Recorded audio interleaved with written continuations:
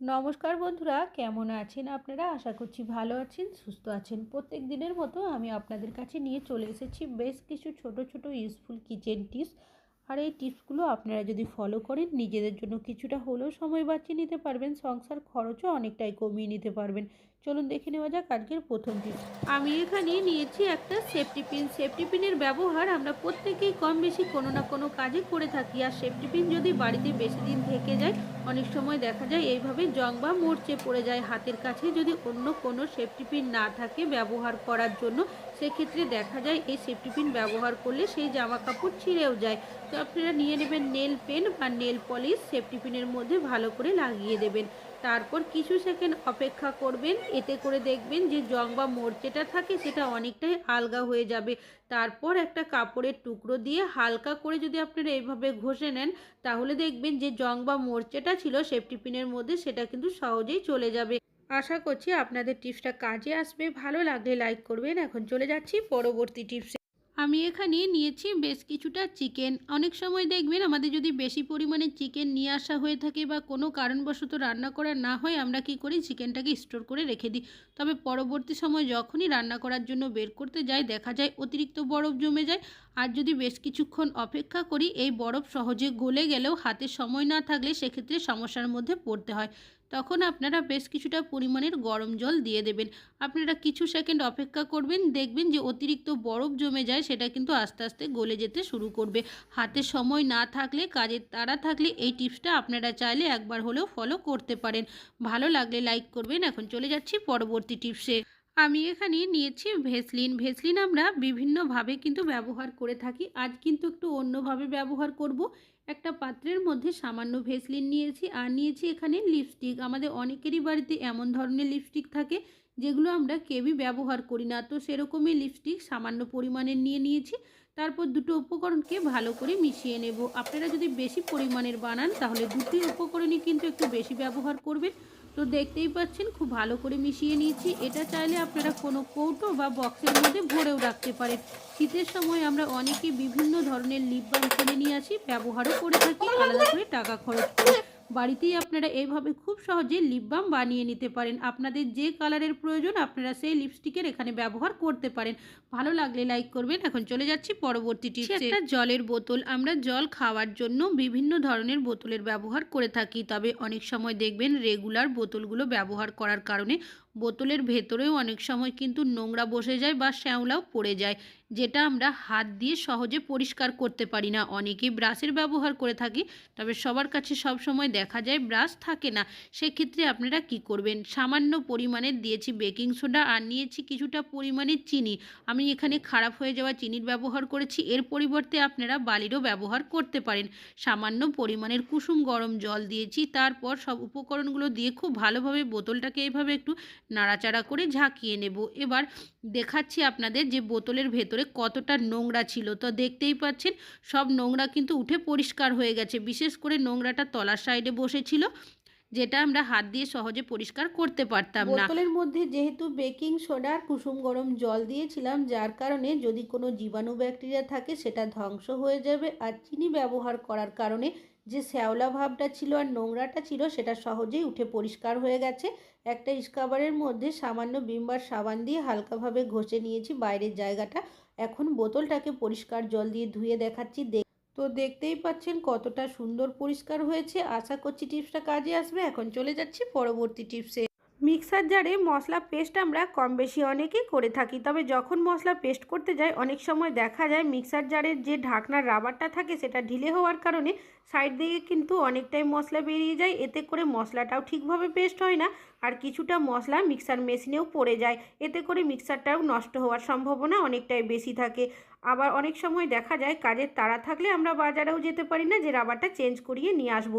সেক্ষেত্রে একটা tips follow করতে পারেন। নিয়ে নেবেন এই ধরনের 2 থেকে 3টে রাবার ব্যান্ড। কতটা ঢিলে হচ্ছে সেই মাপ অনুযায়ী কিন্তু রাবার ব্যান্ড আপনারা লাগাবেন। তারপর এই রাবারটাকে এর মধ্যে লাগিয়ে দেবেন। এতে কি হবে, যে ঢিলে ভাবটা ছিল সেটা দেখবেন অনেকটাই টাইট হয়ে যাবে। এবার আপনারা যদি মশলা পেস্ট করেন, দেখবেন সাইড দিয়ে কিন্তু মশলা বেরোবেও না, সুন্দরভাবে মশলাটা পেস্টও হয়ে যাবে। তো দেখতেই পাচ্ছেন কতটা সুন্দর মশলাটা পেস্ট হলো। আশা করছি আপনাদের টিপসটা কাজে আসবে। ভালো লাগলে অবশ্যই একটা লাইক করবে। এখন চলে যাচ্ছি পরবর্তী টিপসে। আমি এখানে নিয়েছি মোজা। মোজার ব্যবহার আমরা প্রত্যেকেই কিন্তু কম বেশি করে থাকি, তবে এখন যেহেতু শীতের সময় একটু মোজার ব্যবহার বেশি করা হয়ে থাকে। যাদের বাড়িতে ছোট বাচ্চারা থাকে তাদের দেখবেন বেশ অনেকগুলোই কিন্তু মোজা হয়ে যায়। সমস্যাটা কি হয়, দেখবেন মোজাগুলো আমরা অনেক সময় এমন জায়গায় রেখে দিই সহজে খুঁজে পাই না, বা কখনো কখনো একটা হয়তো খুঁজে পায় আর একটা হারিয়ে যায়। সেক্ষেত্রে আপনারা একটা টিপস ফলো করতে পারেন। সবার প্রথম মোজাগুলোকে এইভাবে গুছিয়ে সেট করে নেবেন। আমি সব মোজাগুলোই একসাথে এইভাবে গুছিয়ে নিয়েছি। নিয়ে নেবেন একটা বড় সাইজের সেফটি পিন। সেফটি পিনের মধ্যে আপনারা মোজাগুলোকে এভাবে করে লাগিয়ে যদি রেখে দেন, দেখবেন একটা জায়গার মধ্যে গোছানো থাকবে। যখন প্রয়োজন এখান থেকে বের করে নিতে পারবেন। আশা করছি টিপসটা কাজে আসবে। এখন চলে যাচ্ছি পরবর্তী টিপসে। আমি এখানে নিয়েছি একটা চশমার খালি বক্স। আমাদের অনেকেরই বাড়িতে এমন কেউ না কেউ থাকে যারা দেখবেন চশমা ব্যবহার করে থাকে, তবে চশমার যে এক্সট্রা বক্সগুলো থাকে সেগুলো কিন্তু কেউই আমরা কোনো কাজে ব্যবহার করি না। কিভাবে ব্যবহার করবেন, আমাদের বাড়িতে প্রত্যেকেরই কিন্তু সুতো থাকে, যেগুলো আমরা কোনো কৌটো বা জারের মধ্যে রেখে দিই। তো আপনারা চশমার যে খালি বক্সটা রয়েছে তার মধ্যে কিন্তু সুতোর রিলগুলো এইভাবে করে রেখে দিতে পারেন। আর নিয়েছি এখানে ডবল সাইজের টেপের টুকরো, এর মধ্যে আটকে দিলাম। কাগজের মতো যে অংশটা রয়েছে সেটাকে তুলে নেব। এই জায়গার মধ্যে আপনারা এইভাবে করে সুচগুলো রেখে দেবেন। এতে কি হবে, একটা জায়গার মধ্যে দেখবেন সুতোগুলো গোছানো থাকবে। তাছাড়াও এই বক্সটাকে আপনারা এইভাবে করে ব্যবহারও করতে পারবেন। ভালো লাগলে লাইক করবেন। এখন চলে যাচ্ছি পরবর্তী টিপস। নিয়েছি বাঁধাকপি। এখন বাজারে প্রচুর বাঁধাকপি পাওয়া যাচ্ছে। আমাদের প্রত্যেকেরই বাড়িতে কিন্তু কম বেশি নিয়ে আসা হয়ে থাকে। তবে যখন আমরা বাঁধাকপি কুচি করতে যাই, বিশেষ করে নতুন রাঁধুনি হয়ে থাকলে দেখবেন তারা কিন্তু অনেক সময় হাত কেটে ফেলে। তো আপনারা কিভাবে ছুরি বটির সাহায্য ছাড়াই খুব সহজেই বাঁধাকপি কুচি করবেন চলুন দেখে নেওয়া যাক। এখানে একটা থালা নিয়েছি আর নিয়েছি একটা গ্রেটার। আপনারা চাইলে যে ছোট গ্রেটারগুলো থাকে সেটারও ব্যবহার করতে পারেন। তো এই যে বাঁধাকপিটা রয়েছে আপনারা এইভাবে করে চেপে ধরবেন, তারপর হাত দিয়ে এইভাবে যদি গ্রেট করে নেন তাহলে দেখবেন বাঁধাকপিটা একদম মিহি কুচি হয়ে যাবে। তবে আপনারা যদি বাঁধাকপিটা লম্বা করে কুচি করতে চান সেক্ষেত্রে আপনারা ওপরের যে জায়গাটা রয়েছে যেখানে আমরা আলুর চিপস আরে বানিয়ে থাকি তার মধ্যে যদি ঘষে নেন তাহলে দেখবেন বাঁধাকপিটা কিন্তু লম্বাভাবে কুচি হয়ে যাবে। তবে আমি এইভাবে করেই কুচি করে নেব। তো দেখতেই পাচ্ছেন এইভাবে যদি বাঁধাকপি কুচি করি আমাদের বাঁধাকপিটা সুন্দরভাবে মিহি কুচি হবে। আর এইভাবে বাঁধাকপি কুচি করলে আমাদের কিন্তু হাত কেটে যাওয়ারও সম্ভাবনা থাকবে না। যতটা প্রয়োজন আপনারা এইভাবে করে কিন্তু বাঁধাকপি কুচি করতে পারেন। তবে আমি এতটাই করলাম যতটা প্রয়োজন। আশা করছি আপনাদের টিপসটা কাজে আসবে। ভালো লাগলে লাইক করবেন। এখন চলে যাচ্ছি পরবর্তী টিপসে। আমি এখানে নিয়েছি অর্ধেকটা বেগুন। অনেক সময় দেখবেন আমাদের রান্নাতে হয়তো পুরো বেগুনটা ব্যবহার করা হয় না, কিছুটা রান্নাতে ব্যবহার করি আর বাকি কাটা অংশ বেগুনটা আমরা ডাইরেক্ট এইভাবে রেখে দিই। এইভাবে রাখলে বেগুন সহজেই শুকিয়ে যায়। পরবর্তী সময় যখনই বেগুন রান্নাতে ব্যবহার করি বেশ কিছুটা অংশ কেটে বাদ দিতে হয়। তো আপনারা যখনই বেগুন কেটে রাখবেন সামান্য তেল এইভাবে ঘষে দেবেন। আর নিয়ে নেবেন একটা পেপারটা কি করবেন এইভাবে করে মুড়িয়ে দেবেন। এটা যাতে খুলে না যায় একটা রাবার ব্যান্ডের সাহায্যে এইভাবে আটকে দেবেন। এইভাবে যদি বেগুনটা রাখেন দেখবেন বেগুন কিন্তু সহজে শুকাবে না, যেহেতু তেল দিয়েছি। আর এইভাবে রাখলে বেগুনটা কিন্তু অনেক দিন ভালো থাকবে। এখন চলে যাচ্ছি পরবর্তী টিপসে।